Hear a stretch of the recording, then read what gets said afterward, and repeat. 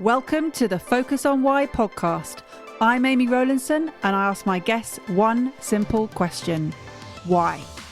Focusing on the importance of why, I share with you the relatable, uplifting and inspiring conversations I have with people from all walks of life. This podcast will encourage you to focus on your why to enable and empower you to achieve the success you desire. Have a purpose, have a plan, focus on why. Before we get started, are you thinking of creating a podcast or are you a podcast host already?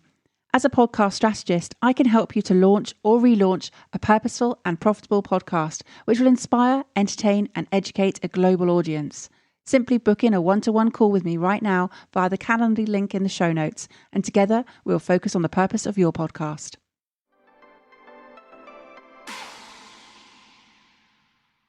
Today on Focus on Why, I am joined by Mandy Barnett. Mandy, it's an absolute pleasure to have you here. Thank you. It's lovely to be here. Well, our paths have crossed a couple of times actually recently. First met you in Bristol at a PSA Southwest meeting, and then again a few weekends ago in London at the One of Many conference. So there is a reason we have been brought together, and I am absolutely thrilled to have you on Focus on Why. So what is it that you're doing at the moment, Mandy? Okay, well, I think you sort of alluded to that in mentioning about meeting at the Speakers Association. At the moment, I'm actually trying to work out belatedly how to become a self-publicist and marketer in order to get better known with the message that I'm trying to get out there, having not set out with a business plan or with any sense of where I thought what I was doing was going to go. So in a sense, literally what I'm doing at the moment is looking up all the people that I might be able to get in touch with and say, do you know about the book I've written? And meanwhile, trying to do all the normal things alongside, because I also have a business as a property developer. So I'm also looking at sort of figures and business plans for that while trying to concentrate on all the new learning. I love that. So actually, our paths might have crossed in the property world if they hadn't have crossed in this way. So that we are both talking about purpose here, and we're both talking about professional speaking and also the property. But let's look at what it is that you are focusing on why right now. And you said that you didn't have a business plan per se, but you've got a very clear purpose. Share with us what that is. Well, basically, I'll go back a bit more about how it came to be, but I've written a book as a parent of two children who have Tourette syndrome. And how I came to write that book, we can discuss a bit more. But I want the message about the book to get out, because I think it is an incredibly misunderstood condition. And in writing it, as I started to research more about it, I realized just how things that I thought had long since been laid to rest were still very much prevalent in the wider press and in the public idea about what Tourette's actually is and what it means for the people who have it.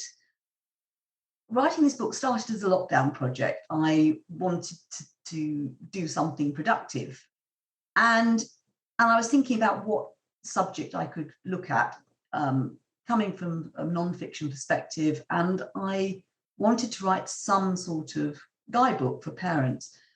And having had both children diagnosed with Tourette's, I was aware that was an issue, but I hadn't realised how much of an issue it had become until the lockdown itself. And it was actually a friend, I think, who pointed out to me and said, do you realise there's been a huge spike of cases in Tourette's coming out as a direct result of the mental stress that a lot of these kids have been under? So both kids with known Tourette's have been getting worse, and a lot of kids have been coming out of the woodwork with new cases of certainly tics, but in a lot of cases, actual Tourette's. And that made me think, well, this might be something I could actually talk about, because I come from a perspective of having been a doctor, an educationalist, but also as a parent. So then I started actually researching it more, and I started off really just focusing on my own experience as a parent and my own kids' experience. And then actually through my daughter, who's part of an online support group for teens with Tourette's. And she suggested, she had been talking to some of her online friends, and they had really responded to this idea that I might be writing a book. So we decided to write a survey for them. And she and I put the questions together, and we put this survey out online on the server. And what I got back was this absolute wave of loneliness, isolation, in some cases almost despair, the sense of being so misunderstood by their families, sometimes by their friends, but also being isolated from friends. In a lot of cases, being isolated at school. And these kids were saying, please get your mum to write this book.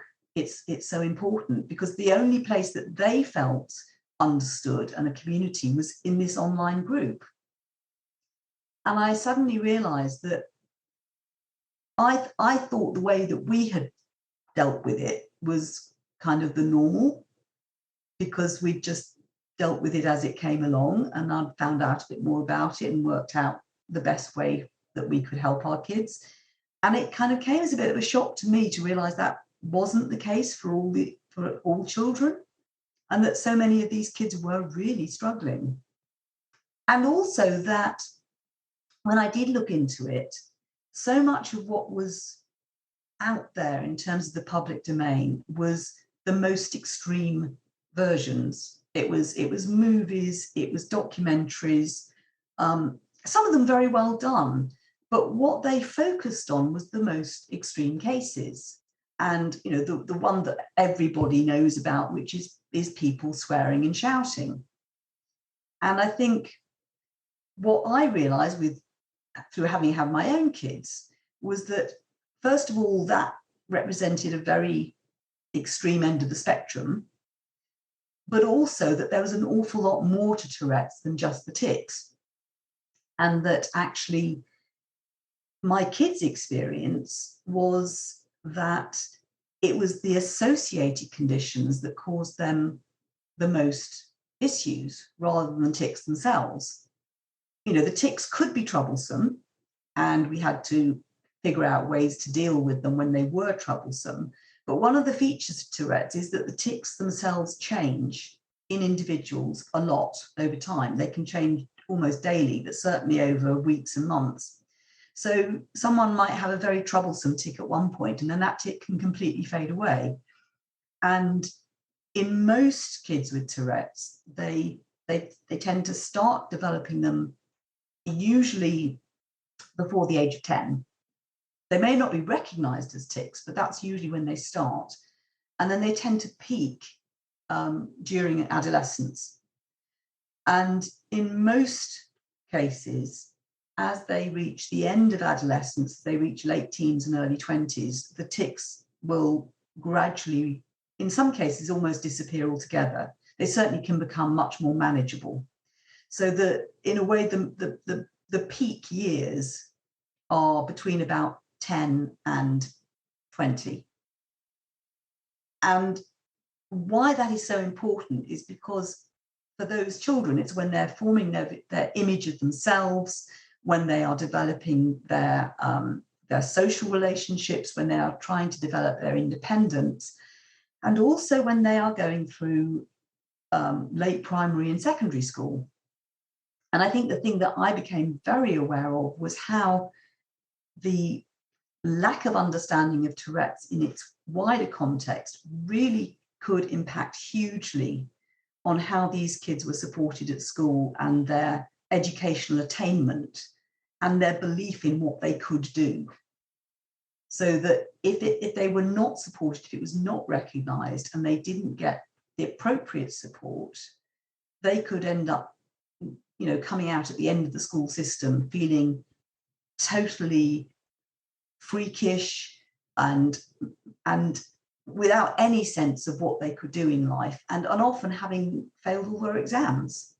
And whether or not you believe that exams should be important, they are.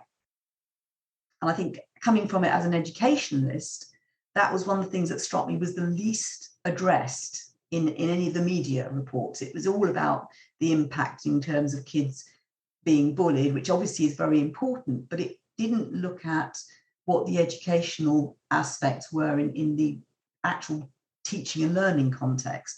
And I think that was one of the things that I was very aware of had impacted on my children.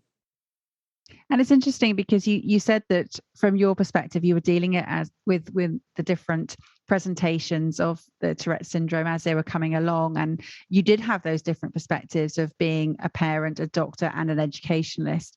And yet that wasn't the norm for a lot of other people who are going through it. And then receiving these survey results, being hit with this wave of loneliness and isolation and despair. What do you hope the book to achieve and resolve for so many out there? I think that what came back from these kids was how many of them felt that their immediate family and sometimes their teachers didn't believe what was happening to them was real. They talked about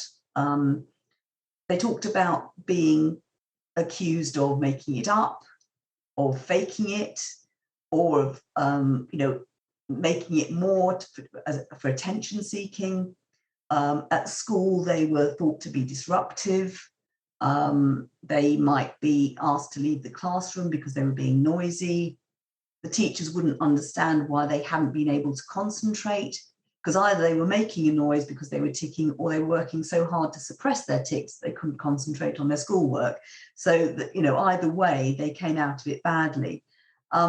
And I think what I wanted the book to say, and I think in writing the structure of the book, how I started it was like, sort of trying to explain what it is in the widest sense, but also what it is not, and also to bring in all the associated problems that can both blur the picture, but also add to the picture of Tourette's, because a lot of kids with Tourette's also have obsessive compulsive disorder. And a lot of them also have attention deficit disorder, ADHD. Not all of them have both, but it's a much higher preponderance in that community than in the population at large. So these kids have sort of a triple whammy going on. And in addition, because of the Tourette's, because of the OCD, because of the ADHD, a lot of them also have huge problems with anxiety. And their anxiety exacerbates their tics, and their tics exacerbate their anxiety. So it's a really vicious cycle. So what I wanted to bring home in the book was, without wanting parents to feel that they were just being kind of lumbered with all these other difficult situations. So I wrote the book during the pandemic. I was very aware that people were already struggling. They might have lost their jobs.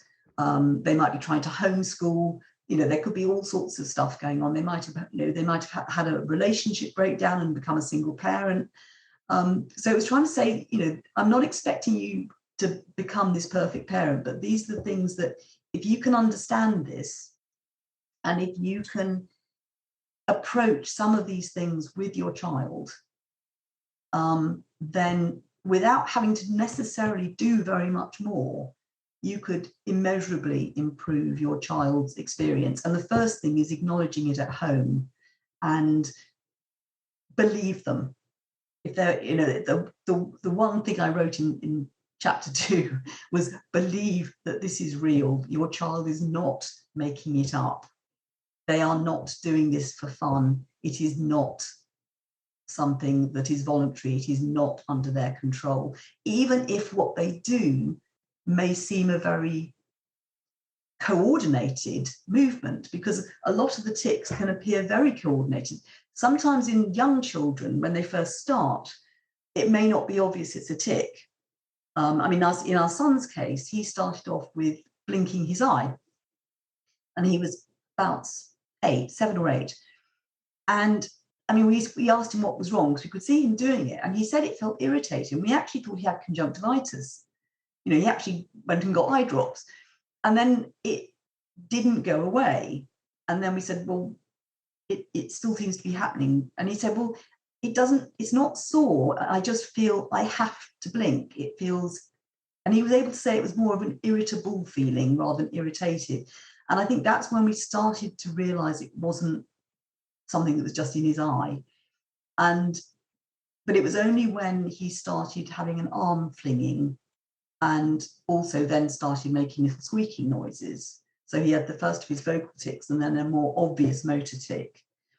And the arm flinging in particular really alerted me, because he was flinging his arm out at the elbow and it was actually hurting him, but he couldn't stop doing it. And I think that's when, for me, the realization that this was actually something much more complex. And that's when I started looking it up.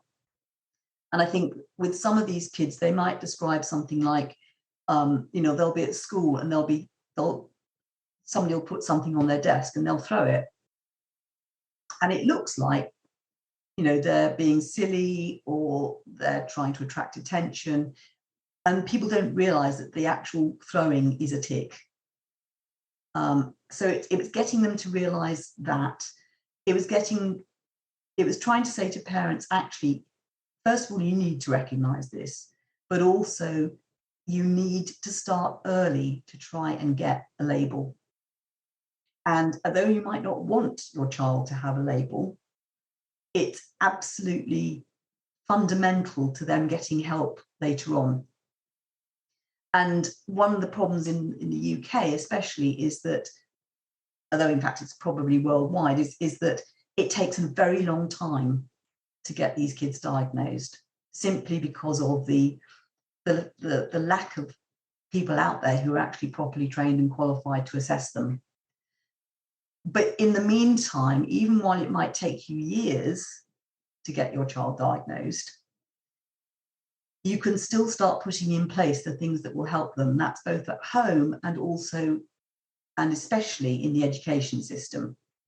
Because although it helps to have a medical diagnosis, the education system can respond even if you don't yet have a medical diagnosis. It's knowing who you need to go to and what you need to get them to do to get your child the right support in place. So the things that you need to do or can do as a parent are actually very simple. It's just knowing that will make a difference and being able to start the things early enough so that your child isn't completely traumatized and devastated by the time they reach 15 or 16. And this is what's so interesting is your friend who said, did you realize that there'd been a huge spike during the lockdown period and linked to the mental health and the well-being? And what's really interesting is, had we not had the lockdown, yes, there may not have been a spike, but this for you would not have happened. This book might not have manifested in the way that it has because of the experiences that you had with your children and the experiences they had with online support. So it's one of those other sort of bittersweet solutions, but sort of actions that have happened as a result of the pandemic. Yes, and I think because I was thinking of, I was almost the other way around. I was thinking of writing a book because I wanted something useful to do, and originally I was going to write a book about a completely different topic. So it would have been a very different book, and it related to an illness that my daughter had prior to lockdown, which is completely unrelated to her Tourette's, but had made me start reprioritizing and refocusing on what I was trying to do, with my life, as it were. So the book I would have written would have been very different had it not been for the spike in the pandemic. And that other book may still be yet to be written, surely. I'm not going to be in a hurry to write another book. I have to say, it was writing it was an enormous labor of love, and it got more and more complex because, coming from a medical research background, I find it very difficult to leave things alone. So I was, it took me about 4 or 5 months to write my first draft, but then I started researching it more. And the more I researched, the more I found the more I wanted to add to it. So it took me about a year to complete the writing and editing. And then I realized that was just the start, because, sort of when I went live on Amazon, I was kind of half expecting this sort of rush of people to, sort of knocking me over to get to the book. And of course they didn't.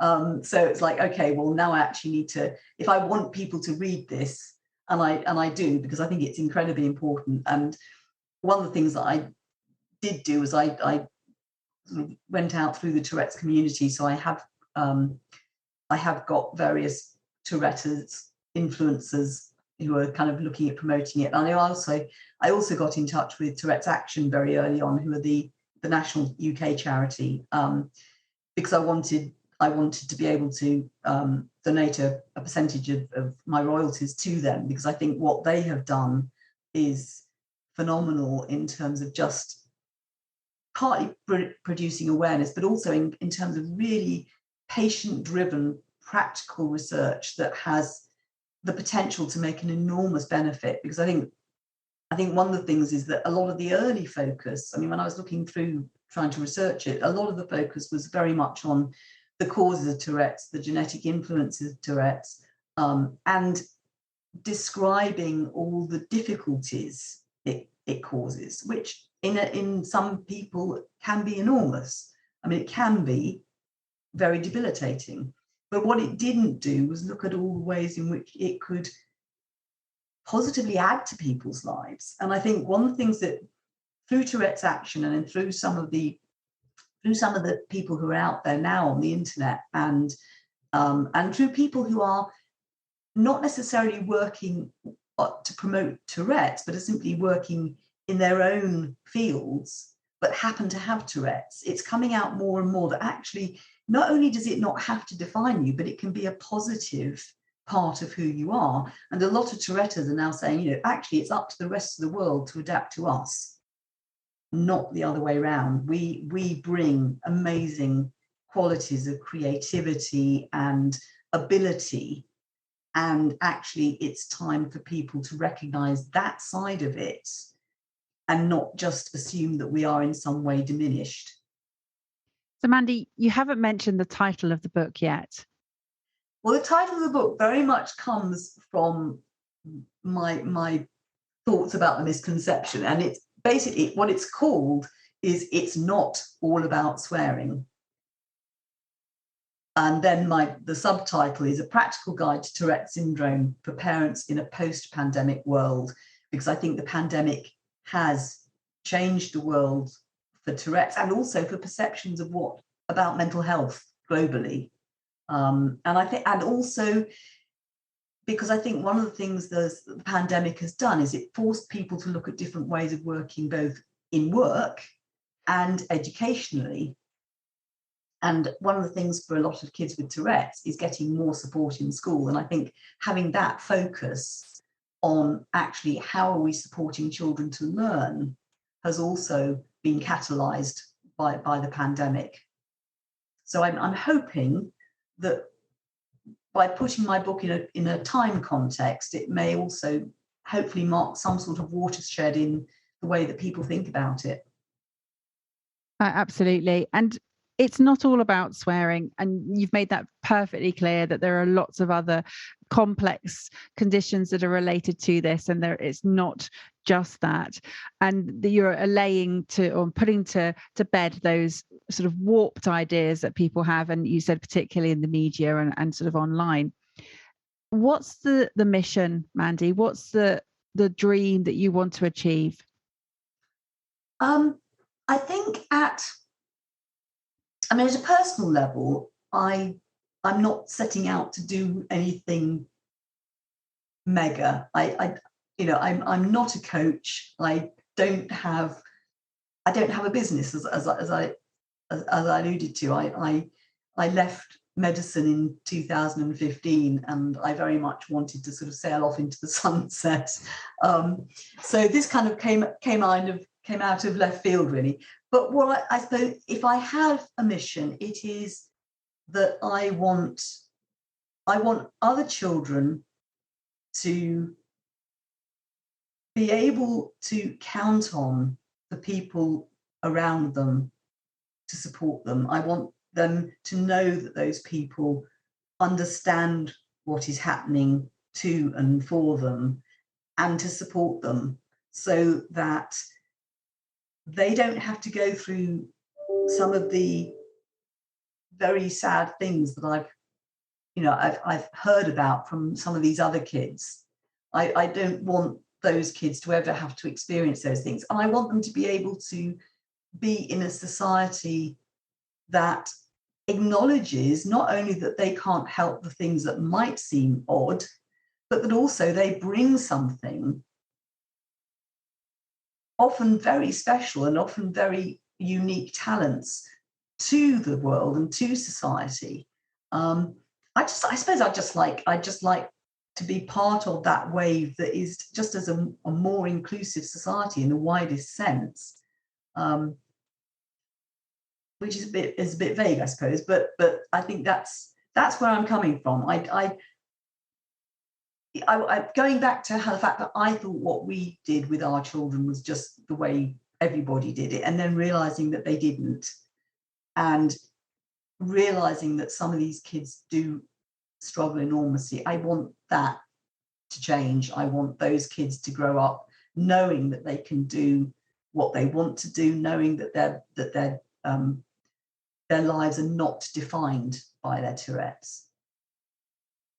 And having you leaving the medical practice, although it's very difficult to sort of put a boundary up of saying that's not part of my life anymore, because it's still very much who you are, and the way that your thinking is. You mentioned that in the way that you approach the research for the book. You have redefined your purpose and your focus right now, but more so from the parent perspective. That's what you want to be seen as opposed to an expert in the medical profession in this area?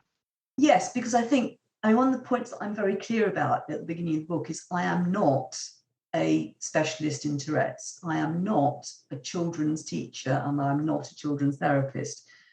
What I brought to it from my medical background was the ability to work out what was going on, to know the most reliable sources to look for,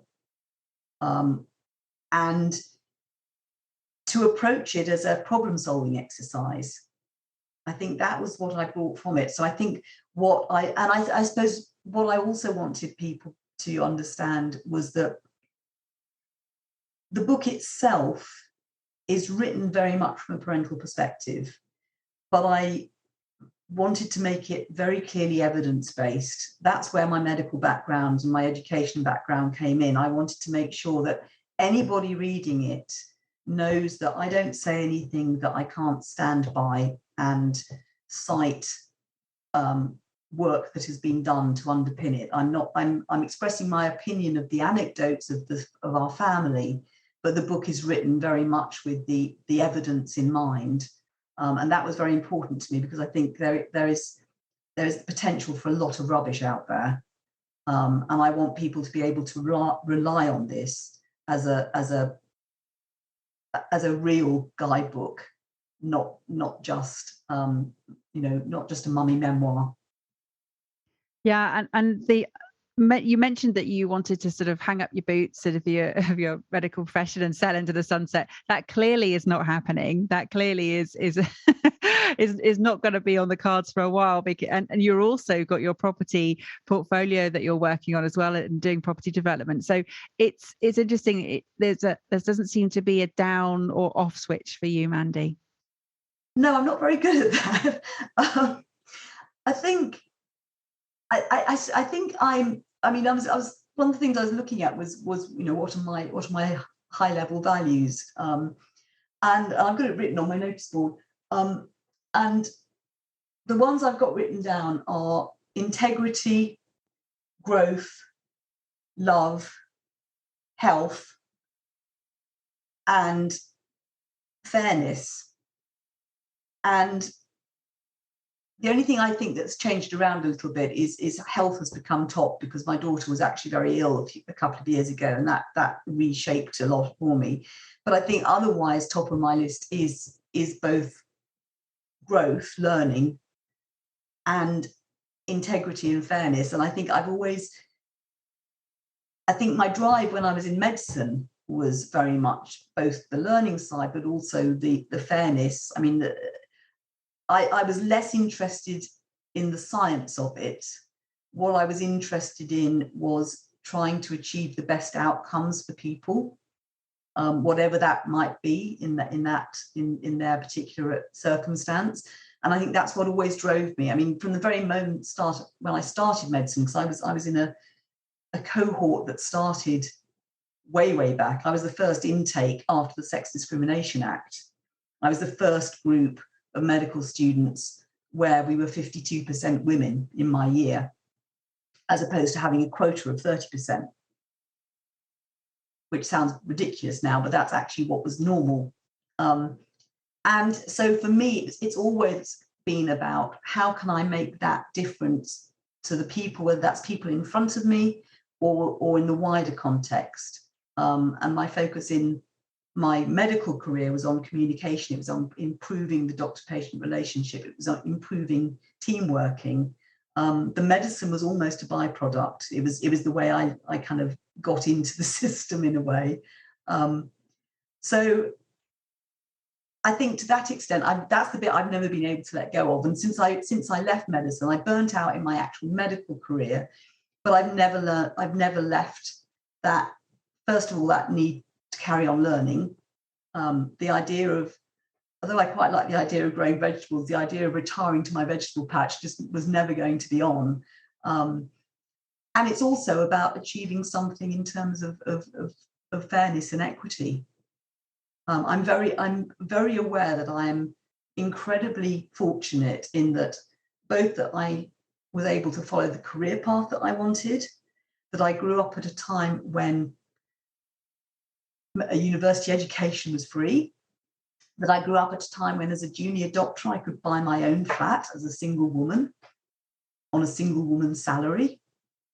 Those things have all changed enormously. And while I cannot single-handedly make a difference to those big changes in the way that things function, I suppose what I still want to be able to do is to make a change to the people that I can make a difference to and to their circumstances. And at this present time, it's having been a parent of children with Tourette's, this is what has become my focus. I don't know if it'll be my focus going forward, but it's certainly my focus at the moment. I want those kids to have a better start. And it's interesting because you were listing your values, your high level values that you had listed on your board. And you said that health was at the top, and then it was growth and learning. And then integrity and fairness came in there. What you didn't mention was love. And I'm wondering whether love is actually at the top of all of those and it sits above everything. Your love for people and family and the way that you want to just encapsulate everything you do. I suppose when I think about, I suppose it's my misperception of when I think about love. I'm thinking very much about kind of love, but yes, I think I always remember somebody saying something to me which I thought was terribly sad at the time. I was on a holiday and somebody found out I was a doctor, and they said I didn't realise that you were a doctor because you're too kind. And I thought, what does that say? What does that say about how people perceive my profession, which I had a huge passion about, and I didn't always sit comfortably in it, but I was very passionate about it. And I think one of the things that I have seen, and to some extent I've tried to be part of, is bringing that sense of caring in the most real, practical sense into how I perceive my professional colleagues working. And that, when I was in medicine, that was one of the things I tried, probably was my biggest mission then, was to try and change both the way they work so that their sense of caring was very real, but their way of getting it over wasn't always as effective as they thought it might be. and so yes, I think it's love in the broadest sense. I I care. That sounds a bit trite, but I think, you know, I care about what happens to people. I care about what happens to the planet. I mean, I sometimes wish I didn't care as much because it gives me sleepless nights. But I think so. I've always tried to find something that I could both not only care about but do something about. Um, you know, I like doing something practical to make a difference. I like taking action, and so I think whether that's learning something new, doing something new, teaching something new, but ultimately I love my family very much, which is why I wanted to make things the best possible for them, and I felt for the kids that I heard about. I don't know them, but that sense of they deserve so much more. So I suppose in that sense, yes, in the widest sense, it's love.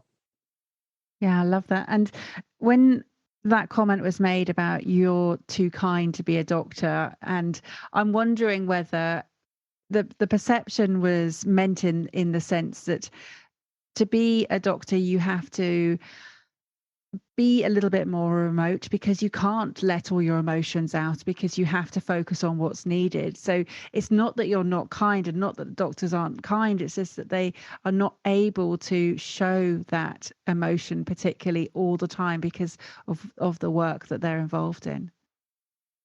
I think that's true, although I think one of the things that has happened over my lifetime in medicine is that I think it has become much more acceptable, both for doctors to show how they are honestly feeling, and for the public to recognize them as people. Now, that may not always be comfortable because sometimes you want your doctor to be, you want to feel that they know everything and they don't.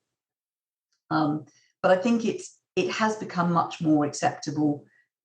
And whether that's because there are more women in medicine or just because society has changed, I'm not sure. It's all those factors.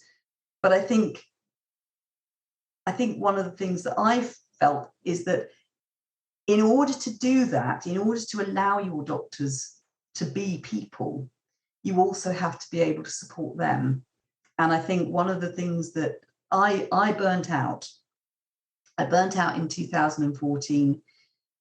I'd been a doctor for 33 years, and I'd been a consultant. I was a consultant in adult end of life care, and I cared, and I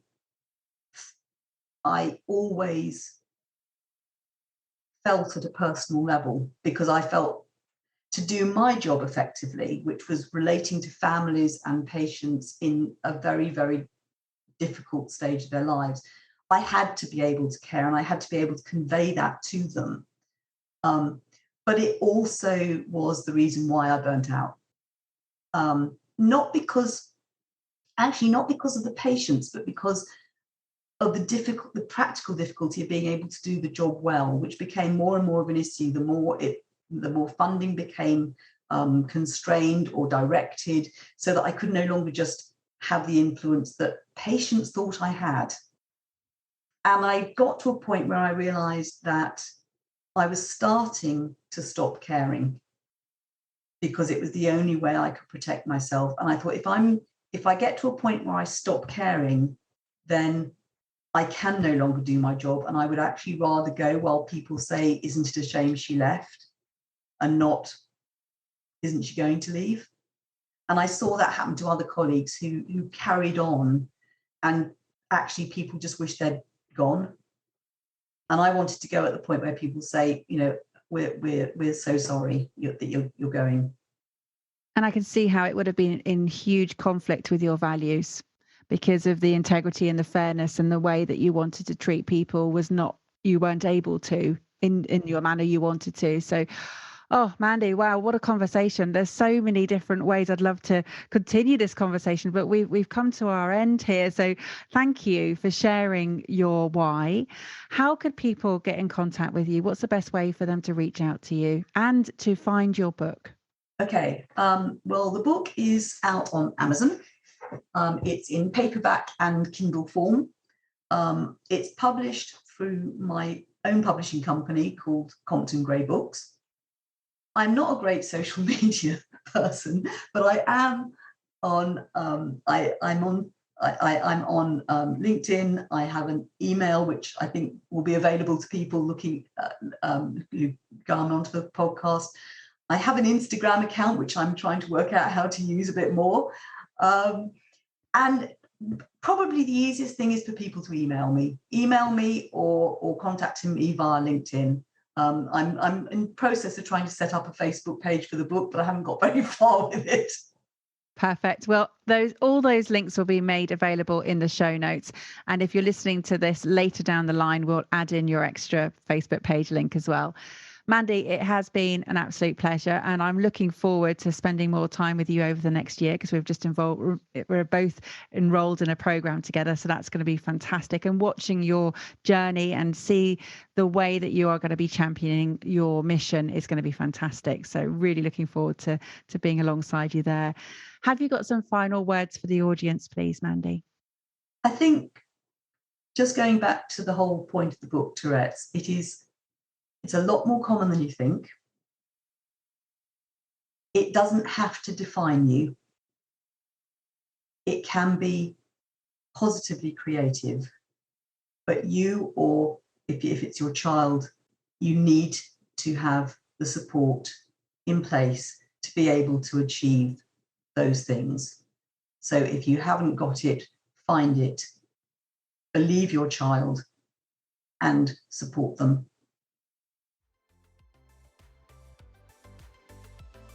How has this conversation had an impact on you? What value have you received from tuning in? What are your reflections with actions? Please take a moment to leave me an Apple Podcast or Spotify review sharing how Focus on Why has made a difference to you today. Remember, the conversation doesn't end here. To keep it going, simply connect with me on LinkedIn, Instagram, Facebook or Twitter, or join the Focus on Why Facebook group. All the links are in the show notes. Have a purpose, have a plan, focus on why.